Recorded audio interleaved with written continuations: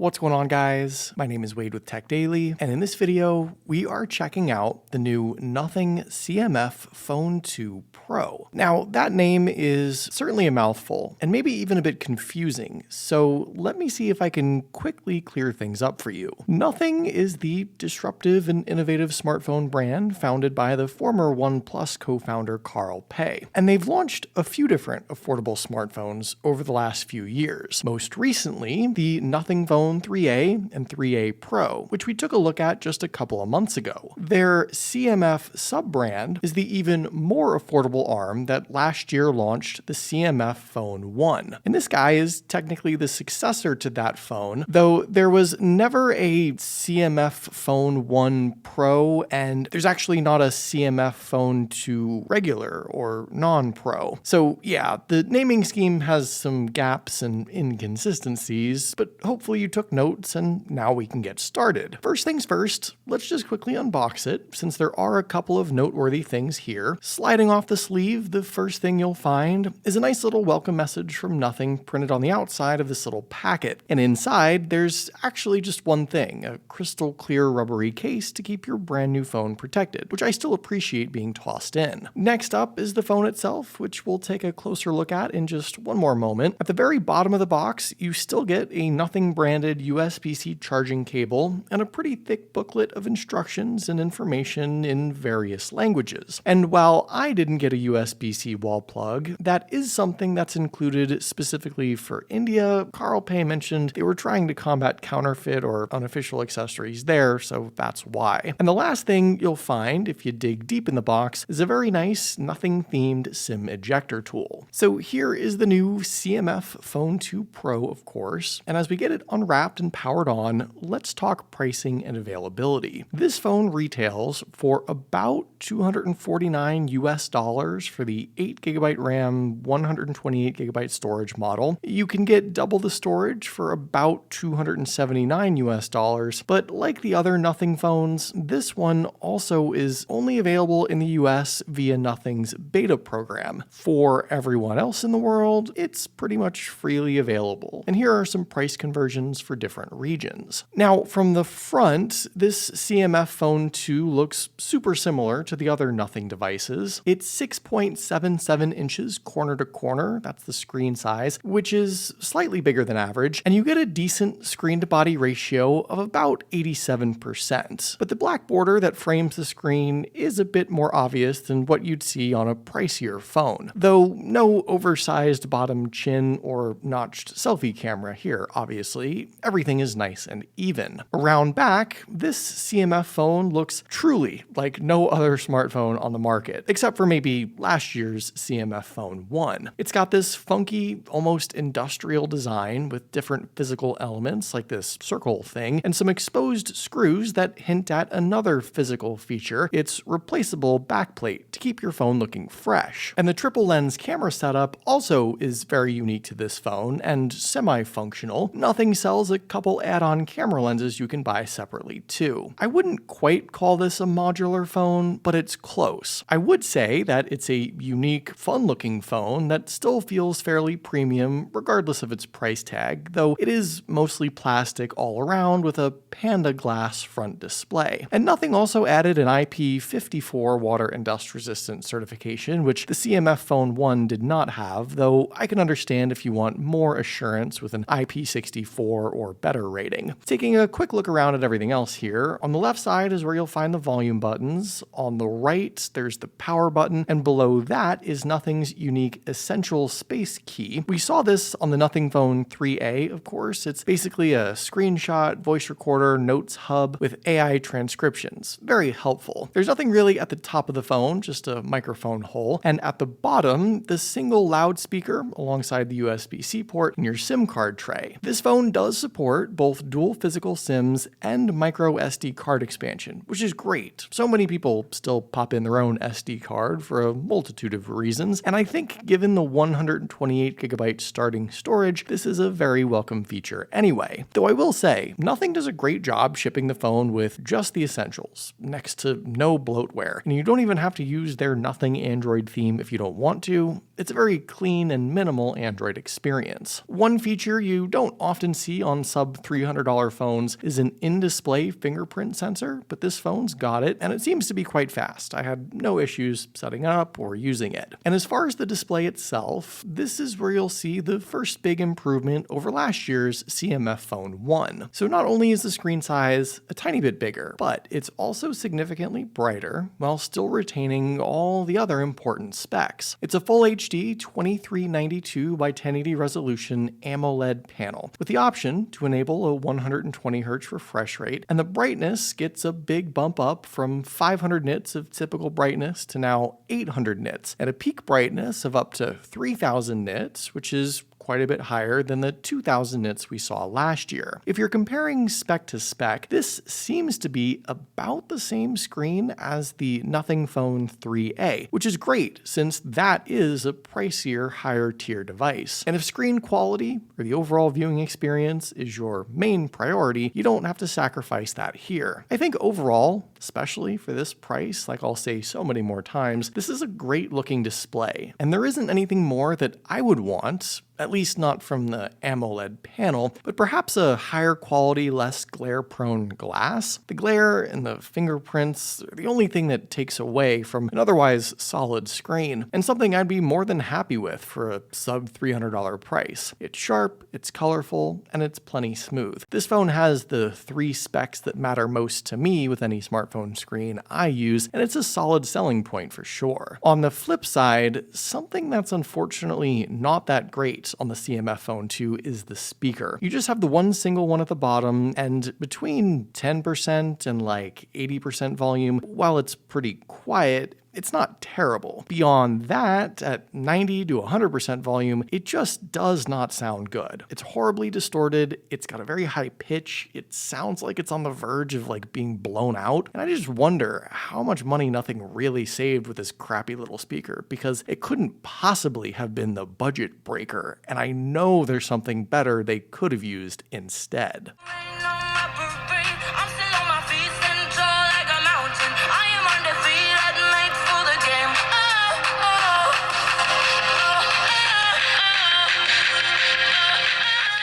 So when it comes to the internal specs, this is pretty straightforward. Powering this phone is the MediaTek Dimensity 7300 Pro chip. I would imagine that helped cement this phone's otherwise questionable Pro naming scheme, and this chip is the slightly faster version of the regular Dimensity 7300 that powered the non-Pro CMF Phone 1. What do we get in going for the Pro? Well, an alleged 10% faster CPU and 5% faster GPU, but otherwise not a huge bump up in overall performance or capabilities. Here are the Geekbench scores if you want to do some comparisons to what you have at home. Note the 8GB of RAM, which I mentioned earlier, technically 2 gigs more than the entry-level CMF Phone 1 as well, though there were 8GB variants of that phone too. And I don't even feel the need to play devil's advocate here. Nothing could have very well just reached into their parts bin and used the same non-Pro Dimensity 7300 from last year, and I don't think that would have been too surprising. Instead, they made the effort to provide some improvements, however small you want to call them, which I feel is still important when you buy a new or updated version of a device. Far too many budget and flagship smartphones, for that matter,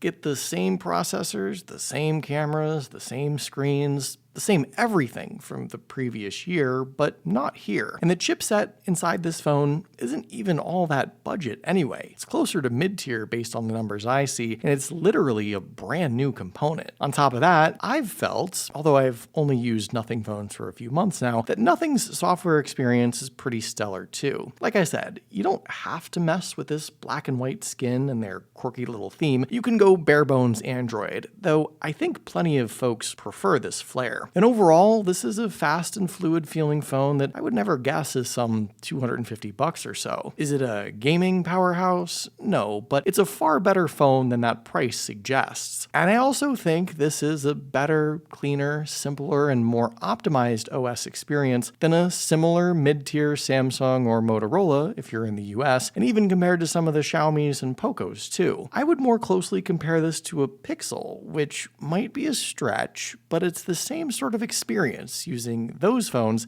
that I get with this one. Also inside this phone is a 5000 milliamp hour battery, which is basically the same size as not just every other Nothing, but every other Android phone you can probably think of. You get the same 33-watt wired charging as the previous CMF phone, the same 5-watt reverse wireless charging, and no other power or charging upgrades or add-ons that I'm aware of. Finally, let's jump back around to those cameras. Now, I unfortunately don't have the interchangeable lenses, so I'm just going to talk about the actual smartphone camera setup and nothing more, but the triple lens setup as a whole is a pretty big improvement. So the main 50 megapixel lens is slightly different and seems to be from the Nothing Phone 3A. There's a 50 megapixel telephoto lens, which is a big surprise on a budget phone, and you also get that all too valuable 8 megapixel ultra wide. The selfie camera is a 16 megapixel shooter, which doesn't look great in the viewfinder, arguably, but takes better pictures after the fact. And inside the camera app, Nothing presents you with a pretty streamlined set of shooting modes with plenty of extra options hidden behind just a couple of taps. The telephoto lens allows you 2x optical zoom and up to 20 times digital zoom, which isn't anything crazy, but far better than any other all-digital 10x budget devices you can think of. You can also enable HDR, switch to the full 50 megapixel lens, utilize an expert shooting mode, and film 4K videos, all of which are maybe even more than the average person would take full advantage of, but are a great selection of stuff nonetheless. And in snapping a few quick sample shots here, this phone no doubt does a lot of image processing to boost up those colors and takes full advantage of the HDR, or in Nothing's case, the